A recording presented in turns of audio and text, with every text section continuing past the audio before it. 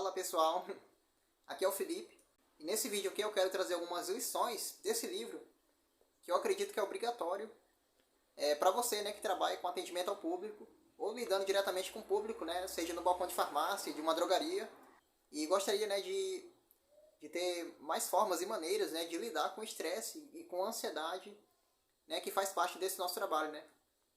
E aqui eu quero meio que fazer um tapa na cara de muita gente que acha que lidar com o público é só simplesmente saber falar bem, saber usar a voz.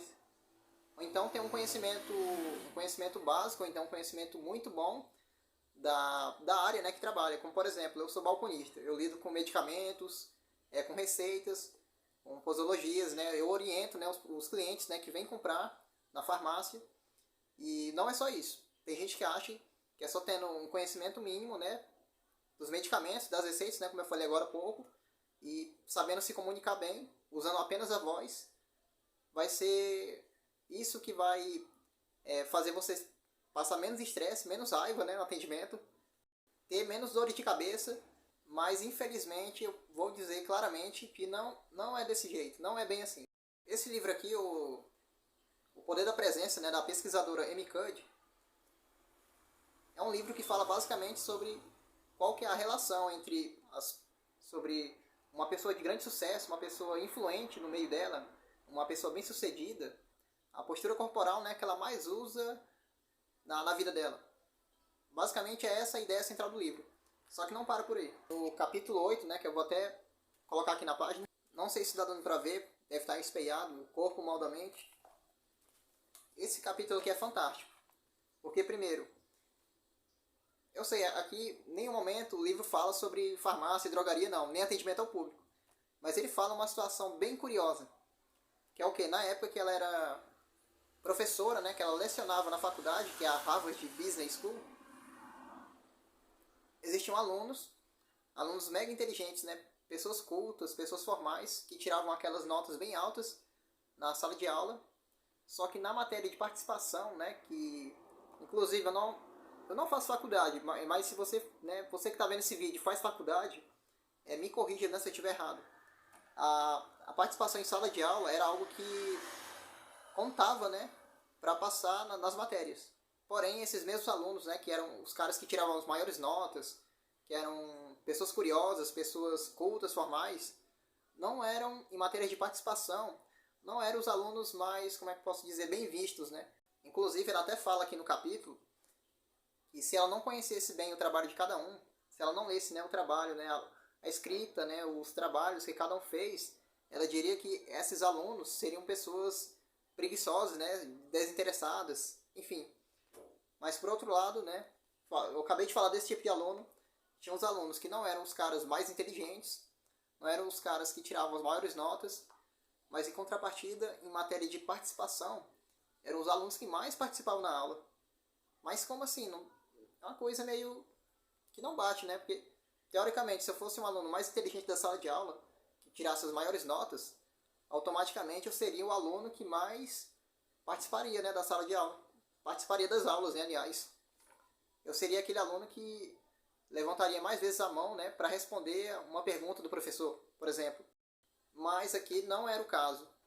Tanto é que depois ela percebeu que existia uma diferença gritante entre os alunos, né, que mais participavam da sala de aula e os alunos que não participavam, né, que eram os alunos mega inteligentes que tiravam as maiores notas.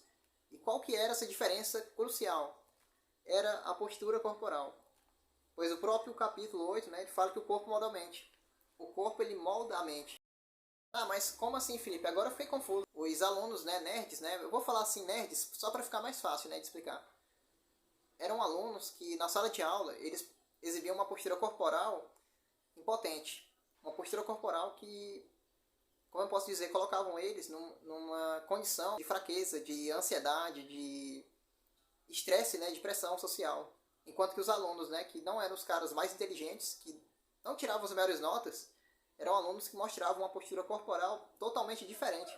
Basicamente, né, representando, era uma postura reta, né, uma postura ereta, ombros relaxados, cabeça erguida, o tom de voz, né, quando eles levantavam para responder uma pergunta da Amy Cuddy, era um tom de voz confiante. Inclusive, ela dá um nome, né, para para essa postura, né, desse aluno participativo, que seria o quê? Uma postura de eu tenho algo importante para compartilhar aqui na sala de aula. Eles tinham confiança, né, no que eles, mesmo que não fosse algo tão inteligente de se falar, né, eles tinham confiança de que o que eles tinham para falar na sala de aula era algo que valia a pena, né, compartilhar. Mesmo não sendo os caras que tiravam as maiores notas. Enquanto que os alunos, né, que eram os caras, né, os nerds, né, eu vou falando assim só para ficar mais fácil, eles não tinham essa confiança, por quê? Porque a própria postura corporal deles sinalizava para eles que eles eram pessoas menores, pessoas pequenas, pessoas que não mereciam compartilhar o conhecimento deles na sala de aula. Mas aqui, só para fechar o raciocínio, onde eu quero chegar? Olha, eu conheço muita gente na farmácia que são pessoas que em matéria de medicamentos, de receituários, de validades, de posologias, né, são pessoas fantásticas, entendem? Só que, infelizmente, as pessoas, elas, na hora que surge uma situação delicada, como, por exemplo, barrar uma receita que venceu, são pessoas que o nível de ansiedade vai de 0 a 1000, né, praticamente. E o estresse que essas pessoas sofrem, né? Mas qual que é a causa disso, né? Que eu, Felipe, né, como balconista de farmácia, vejo e posso falar. Justamente a postura corporal delas. A postura corporal delas não sinaliza, não transmite, né, que elas são profissionais confiantes, né, profissionais que têm peso na farmácia, né, que não, como eu posso dizer, não cedem à vontade do cliente no atendimento. Porque, ó, fazendo uma observação aqui, não são todos os clientes. Eu atendo muita gente bacana, muita gente compreensiva, mas tem cliente que, pelo amor de Deus, tem cliente que tem uma certa malícia, né? E por maldade ele quer meio que se dar bem em uma situação. É por isso, né, eu acho que eu acabei até falando demais aqui nesse vídeo, mas só pra resumir aqui, né? A lição principal, né, que eu tirei desse capítulo aqui é que às vezes não adianta você ter tanto conhecimento técnico sobre alguma coisa. Se você não tem uma postura corporal, né, que transmite isso, né, que faz você ter confiança, né, ter segurança, ter credibilidade para transmitir isso, então às vezes isso não adianta muita coisa não. Porque como eu sempre falo, né, em cada vídeo, atendimento, gente, atendimento principalmente lidando com o público na farmácia, não é apenas usar a voz, né? A voz é só um recurso dentre vários, né, da linguagem corporal, mas é também usar o corpo inteiro. Inclusive, eu até explico isso com detalhes, né?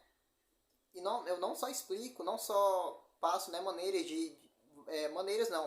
eu não só passo vários recursos, né, que eu uso na farmácia para lidar tão bem com o público, para me sentir menos estressado, menos ansioso, que aliás a ansiedade é o mal do século. Como também eu pego as referências, né, que eu usei, né, para embasar o que eu falo. Não é coisas que eu tirei do achismo, não.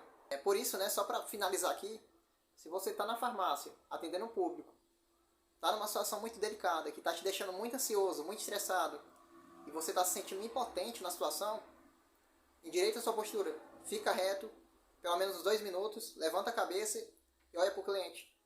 Eu tenho certeza, né, que essa postura ela vai comunicar para você que você é uma pessoa segura, confiante, e é uma pessoa um profissional, né, sem você na farmácia, a farmácia não anda. Então é isso, né? O vídeo acabou ficando muito longo, mas é isso que eu queria compartilhar, né? E em breve eu quero falar mais vezes, mais coisas desse livro fantástico, né? Que eu acredito que muito profissional que lida com o público deveria ler. É isso, muito obrigado, boa semana.